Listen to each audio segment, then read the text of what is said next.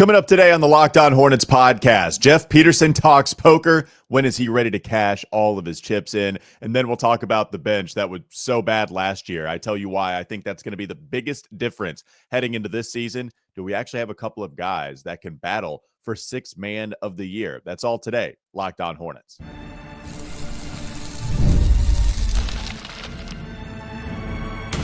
You are Locked On Hornets, your daily Charlotte Hornets podcast. Part of the Locked On Podcast Network, your team every day. In a minute, cuz we live.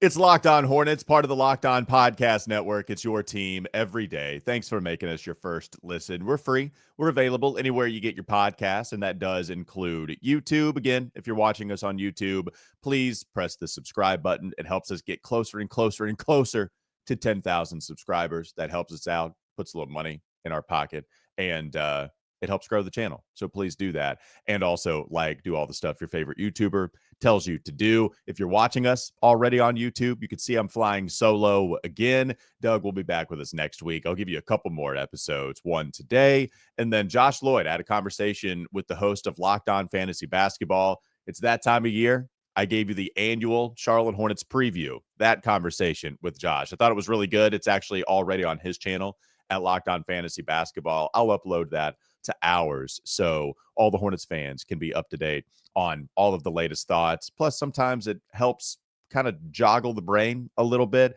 and make sure you're getting all of your thoughts out before you get to the season with another host that's asking some national-based questions. So some good stuff there. Real quickly, before we dive in, I want to tell you that this episode, it's brought to you by Game Time. Game Time? I think Doug's Game Time senses are tingling somewhere. Tear. I never felt so lonely. Game Time, we appreciate them as always. Download the Game Time app, create an account, use code LOCKEDONNBA for $20 off your first purchase. So a couple things to get to, some house cleaning from yesterday, or at least the last episode that I did. I did not talk about Chris Jent possibly leaving despite it being in the rundown. I barely talked about the offseason grades, despite that bullet point also being in the rundown. I get disorganized without Doug. It's crazy. I'm not even kidding. He is clearly the most chaotic one of the duo on the show.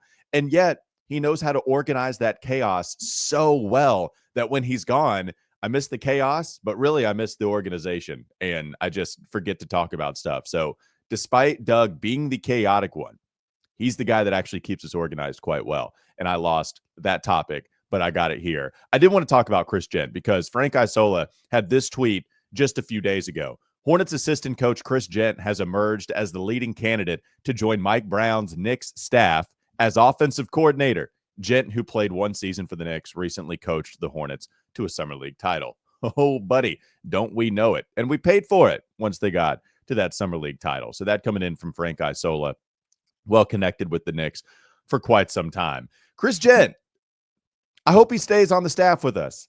But this is also a good problem to have. If the Hornets are respected enough for other franchises, other winning franchises like the Knicks were last year, that they want to come in and pick off a couple of members of the staff, that's a good problem to have, but it is a problem nonetheless. So now Charles Lee, he would have to fill that void, find somebody that's next in chain of command, or just go find somebody new entirely. So Chris Jent, nice job, obviously, leading this team to a summer league title. Some really impressive stuff there, and actually a pretty interesting basketball career for Chris Jent. Started in Philly at 34 years old in 2003 and 2004.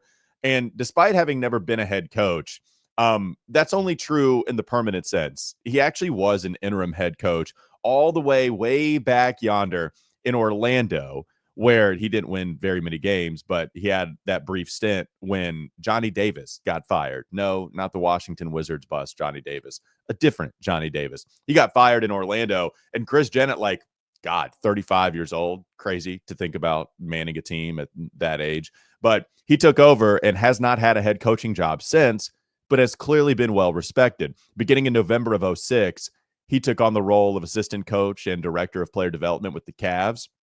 He actually served as LeBron James' personal shooting coach while James was on that team. And he would bounce around after that, Kings, back and forth to Ohio State a couple of times, was with the Hawks for 5 years. He was there when Peterson was also with the organization. And then he went out to the Lakers, had that relationship with LeBron again for a couple of years before finding himself in Charlotte. And, of course, leading the Hornets to a Summer League title this past session. I wish I would have asked KJ Simpson in my interview with him a couple of weeks ago about Chris Jent's role with the team.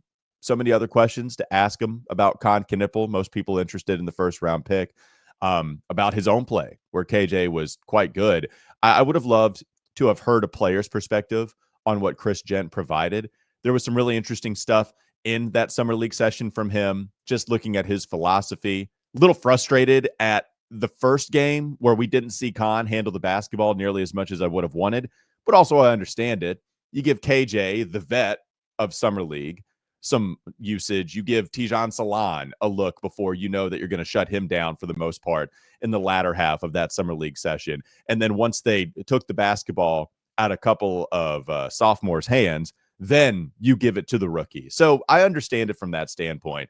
And also Chris Jent, I think you look at really the latter half, there was some, I think, well-called timeouts. The sidelines out of bounds play had some Sion James cuts that I thought were really nice. So Charles Lee, if the slob plays were designed by Chris Jent, who is going to New York possibly and probably as the offensive coordinator, just will be interesting to see some of those sets. You can still run the same stuff, I believe, in Charles Lee, but it's not nothing that you leave or that you have one of your right-hand guys leave. So best of luck to Chris, though, going to a team looking to compete in the playoffs, and maybe he parlays this into his first real head coaching hire in the NBA just somewhere out there. But Chris Jent possibly going to New York, and again, I'll use probably going to New York, according to Frank Isola, to become Mike Brown, new hire up there with the Knicks, his offensive coordinator. Okay, that's some house cleaning. We still have plenty more to get to. Coming up next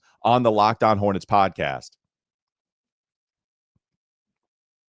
Jeff Peterson in a trailer for the latest episode of Hornets Real Access, which drops on August 7th at 7 o'clock. There was the trailer that Jeff, that included Jeff, and he talked about at some point the Hornets are going to have to cash in all of their assets to go get that certain guy. When does that happen? Do we believe him? We'll talk about that comment and more bench problems that we suffered last year coming up next, LOH. This episode is brought to you by Open Phone. If you're running a business, you know that every missed call is money left on the table. Think about the last time you had an urgent need, maybe for a plumber or a service provider. If the first person didn't answer, did you wait? You probably didn't. You moved on. And that's why you need Open Phone. Open Phone is the #1 business phone system built to streamline and scale your customer communications, all from an app on your phone or your computer. Open Phone lets you manage business calls and texts from a single app. The shared inbox feature is a game changer. Your team can jump into any conversation instantly without missing a beat. And their AI agent handles after-hours calls, answers common questions, and captures leads so you never miss a customer. Open Phone is offering our listeners 20% off your first 6 months at openphone.com/LockedOnNBA. That's OPENPHONE, openphone.com/LockedOnNBA. And if you have existing numbers with another service, Open Phone will port them over at no extra charge. Open Phone, no missed calls, no missed customers. More Locked On Hornets ahead.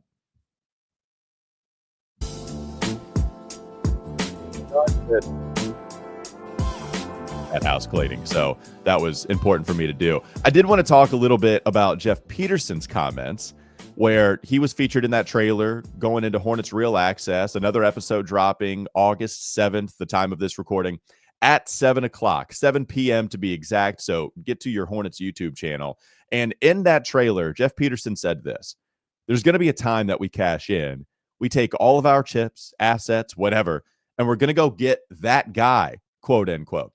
That's going to happen at some point. But right now, we have to stay committed to our process. You got to lay the foundation with winners. And again, this is to tease the Hornets Real Access episode. I believe it's called Laying the Foundation or Setting the Foundation. It has something to do with it. Yeah, Laying the Foundation is what it's called. Should be a fun one. taking us behind the scenes, watching the Hornets win that Summer League championship. I think depending on how much they chronicle here, is it just the draft? Because that's what we saw last year. We got a lot of fun Tijan Salon FaceTime. I actually think that episode of Hornets Real Access allowed us to understand what Tijan was about a little bit more. You could see what they saw in his character, the type of Hornets DNA they're looking for. Once you saw that episode last year, yeah, it was coming through the screen. I mean, it was really cool. I'm hoping we get a little of that. I just wonder how much is being chronicled here. How long is this episode? Because they're usually about, if I'm not mistaken, like 20, 25, maybe 30 minutes. I think 30. But can we get all of the behind the scenes conversations about who they're going to take and why?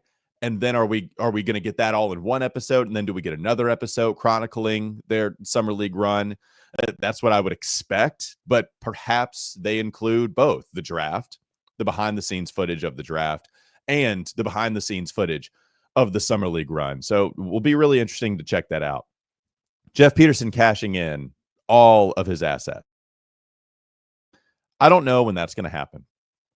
I think you have to figure out what happens this year, and then you can be provided that clarity, and then you can go from there. But I talked about this with Josh Lloyd, and you've seen some of the reporting. Terrence Oglesby talked about this. Matt Moore, who hosts Locked On NBA with Doug, alongside Doug and Hayes, of course. Matt Moore discussed how he's hearing the owners and the Schlotkin, Gabe Plotkin and Rick Schnall, growing tired of losing already. And they're looking to do something about it, or at least they're looking for Jeff Peterson to do something about it. And it doesn't seem like they're meddling. I don't get that sense. Just that's where we want to go.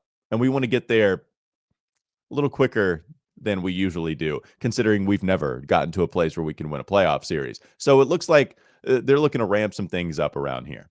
And that's great. And I also understand Jeff in that trailer talking about how building great things does take a lot of time. And he's not wrong. Like, we just want to see the payoff with that at some point, but he's not wrong. And while it's tough for us to swallow this timeline because we've been going through it a lot as Hornets fans, all of the losing, never seeing the fruits of the waiting a long time, we always have to understand that this is Jeff Peterson's like second full year as the shot caller over there with the Hornets franchise. He was there a little bit prior, but before he was really able to put his fingerprints all over the decision-making process, it's been about 2 years now. It's a second draft. So I understand where he's coming from with his timeline. And now that you have some competitive pieces, it's why we feel so good. It's why I think seeing that Summer League title, I talked about it in the last episode, it serves as a symbol, even if it's an imperfect one, because the Kings won a championship in the Summer League session a couple of years ago, and the Kings are still kinging. So we're hoping that the Hornets are not Hornetsing anymore, and that we actually go to a place where we can be competitive and be provided that stability.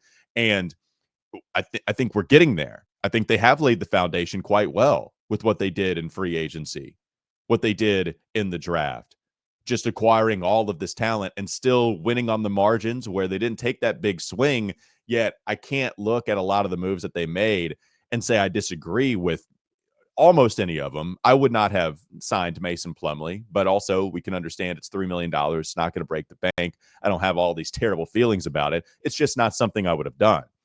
So when does Jeff Peterson do it? I think, let's say everything goes well with this Hornets team. You get to the end of this season, and what does everything go well mean? Like 35 wins, play-in appearance, and possibly you get to the playoffs. If that's the case, and LaMelo looks good, plays healthy, you think Con Knippel is going to improve quite a bit from year 1 to year 2. You got something in that 4th overall pick. Maybe Tijan Salon shows you something, and he can improve quite a bit going into his 3rd year, where that's when you're expecting some level of payoff with him as a raw prospect. Yeah, like that 3rd, maybe 4th, because he is so raw, but it's about that time next, not this upcoming season, but the next year, you would like to see Tijan improve quite a bit. So perhaps you're relying a lot on internal improvement, and you have all these assets. I think after this year, if you get to some 35 or above level win season, then next offseason you can start to be bold. go after your franchise center, because as much as I've been pounding the table for some Moussa Diabate respect, been pounding the table to let the Moose loose, not exactly sure that he's your franchise center. So perhaps Miles Bridges' money starts to come down a little bit with that descending contract. Maybe you, again, only have 1 year left on his deal. That could be a big time trade piece with the amount of money that he is still making. It's still a decent chunk of change. And we know Brandon Miller is not going anywhere, not right now.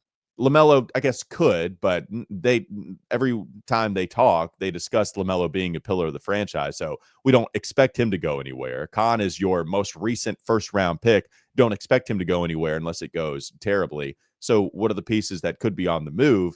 You got to give something up to get something of value. Miles is always the guy that we look at least with only 1 year left on his contract. And I'd be surprised if they were looking to extend him. That's why you have the declining deal. It's to give you flexibility. So if that's the case, then who are the guys out there that you go after? You attach Miles, you attach whoever, right? I don't want to single out Miles specifically, but it's just the contract that makes the most sense. So who are you looking to attach to a Mavs pick? Who knows about that Miami pick? Do the protections come all the way off of that, depending on how Miami plays next year? So you have those first. You have all of the seconds. You have all the second round picks. You have that Phoenix first rounder, which it's the least favorable of a whole bunch of happenings that you acquired in that Mark Williams trade. I'm not going to have your eyes glaze over with me trying to explain all the protections on that one. But you have a few first round picks. You have all of your own first round picks. You have your second round picks to deal. So I think the timing for the Hornets to cash all the way in or get close to it is you still have a play it out year in 2025, 2026. You have some cap space to work with too. Remember, Collin Sexton, while we all love him on this team, there is only 1 more year left on his deal. It's an expiring contract. And then you have all these other, there's not an egregious contract on this payroll. So you have some pretty decent flexibility that you're working with. Tip of the cap to Jeff, man. I think he has set this team up well to, launch the nuclear bomb when they're ready. When they're ready, they're going to bring out the codes in the briefcase that is secure, and then they're going to put in the password, and then they're going to be ready to go and launch this thing. They've set themselves up pretty well to do that. It could all come crashing down. We've seen this a million times, but I really like the foundation that they've already laid, and they continue to do it. So it will be cool to see that episode again, 7 p.m. August 7th. A couple of the pieces as to why we feel good about this season, they come in either they're a new player in Collin Sexton or they're a returning player in Tre Mann. But those guys are going to go a long way in us figuring out what this Hornets team can truly accomplish. Coming up next on the Locked On Hornets podcast. Man, I can't tell you how bad the bench was last year. I knew it wasn't very good, but then looking over some of the stats and the numbers on what they didn't accomplish last season, and then comparing that to having hopefully a healthy Tre Mann, Collin Sexton, Con Knipple, even Spencer Dinwiddie, Pat Connaughton, just some real NBA basketball players. That's going to be the biggest difference. And maybe we have a battle between guys trying to win that Sixth Man of the Year award. That's still to come here, LOH. This episode is brought to you by Game Time. Game Time? Yeah, it sucks not having Doug answer Game Time back. Hopefully you're doing it listening to the pod. Have you ever decided at the last minute to head to a ball game with friends or family, and maybe it's a game day, you suddenly realize you want to be in the stands? That's exactly where Game Time comes in. It's the easiest way to grab last minute tickets without the stress. And there are lots of sports happenings here in the Queen City, even concerts. You can go there. Game Time really helps you out in quite a lot of categories. So Game Time, with the money you save on tickets, you can splurge on food, drinks, merch, even invite a bigger group to come with you if you want. Game Time makes all of that possible. And Game Time makes buying tickets fast and simple, with prices on the app actually dropping the closer you get to first pitch. And they've got incredible last-minute deals, clear seat views, and a lowest price guarantee that takes the worry out of buying. Take the guesswork out of buying tickets with Game Time. Download the Game Time app, create an account, use code LOCKEDONNBA for $20 off your first purchase. Terms apply. Again, create an account, redeem code LOCKEDONNBA for $20 off. Download the Game Time app today. Last minute tickets, lowest price guaranteed. More Locked On Hornets ahead. Let's look at Collin Sexton and Tre Mann, the two guys that I think are going to reinvigorate this bench. And you could look at Tre Mann last year. It's not exactly a hot take. Tre Mann was awesome in those 13 games that he played. Of course, we're all just hoping that he plays a lot more than those 13 games. You're looking at Collin Sexton. Now, he played quite a bit last year, appeared in 63, started in 61 in 2024, 2025, started in 51 games in 2023, 2024. So has some starting experience with a really, really bad team, not looking to win any basketball games. All of that's true, and it matters. But he still put up good numbers with bad basketball players. And I think there is reason to believe that he can put up similar numbers on similar efficiency with good basketball players. And I mean, that just makes sense to me. It should make sense to everybody. And so now comparing Tre Mann and Collin Sexton, one of them has to start. Unless you're just going to go defense and start Josh Green and then have an awesome backcourt duo with those two guys coming in via the second unit, I could see that. Maybe Josh Green is your guy that starts after the shoulder surgery. Expected to miss camp. Maybe that holds him back. And then you just go with Collin Sexton, who is a better basketball player. But that's a real interesting conversation. I don't know who is going to start at shooting guard. But there could be a world where Collin Sexton is your sixth man. Tre Mann is your sixth man. That would mean if they're both off of the bench, one of them kind of has to be your seventh, or it changes based on matchups and based on the night that it is, whatever. But it's not even a problem. It's a great thing to have on your team, because last year, again, looking at some of these bench stats, they were pretty terrible. I came across the Hornets being 21st in bench scoring, and that's the highest ranking you're going to hear compared to the rest of these stats. The bench last year shot dead last from the field. Their field goal percentage was the worst mark in the league.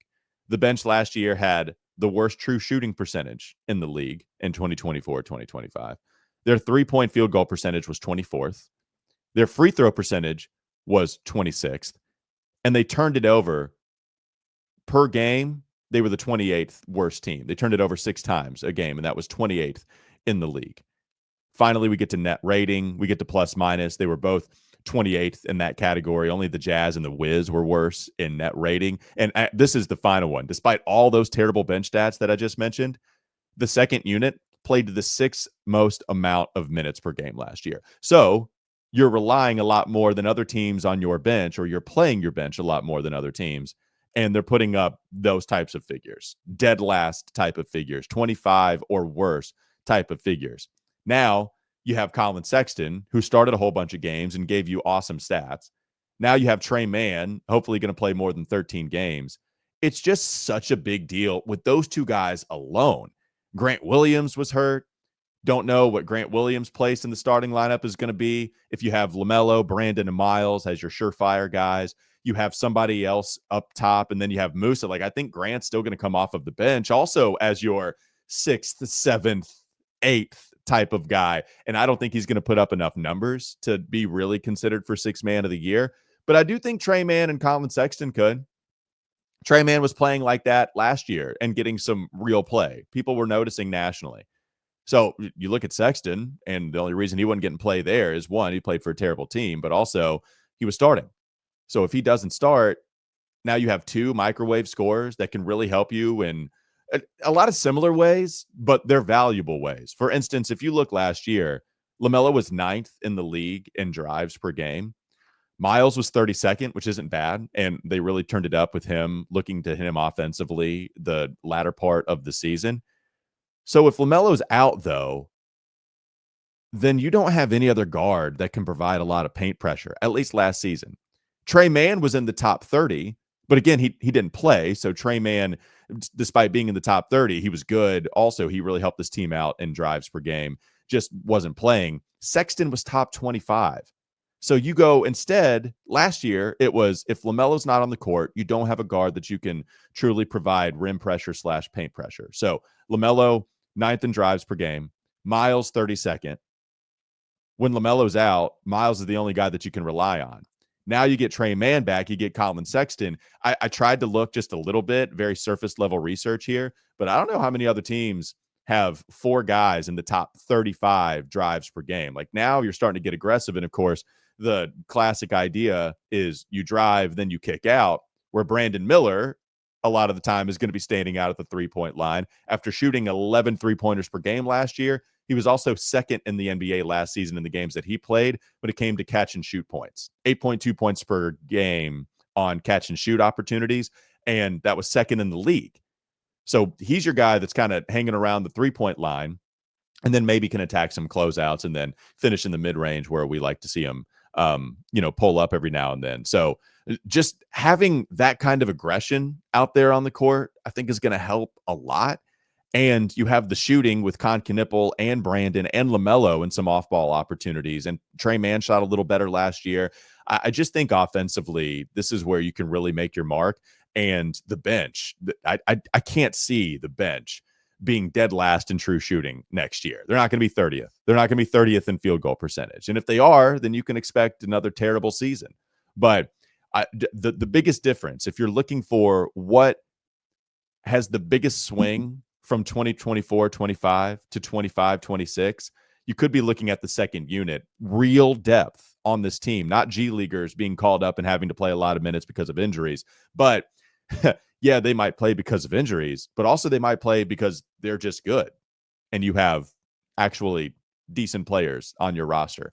I'm looking at that 6th, 7th, 8th guy and looking at a huge improvement for this team heading into next year. That'll do it for Locked On Hornets. Thanks for making us your first listen. We're free and available anywhere you get your podcast, and that does include YouTube. We'll give you one more episode. I'll provide you the conversation I had with Josh Lloyd, host of Locked On Fantasy Basketball. There, I praise Musa a little more. We talk about Brandon Miller and the amount of threes that he shot last year. We talk about LaMelo's health and how it's not crazy. LaMelo, he has been healthy before. He did make an all-star game when he was healthy. Got to stay healthy this year, but there's reason to believe that he can do it again. So I'll play that conversation and upload it to our channel coming up within the next 24 hours or so. So be ready for that one. Have a great rest of your day. We'll be back with you tomorrow.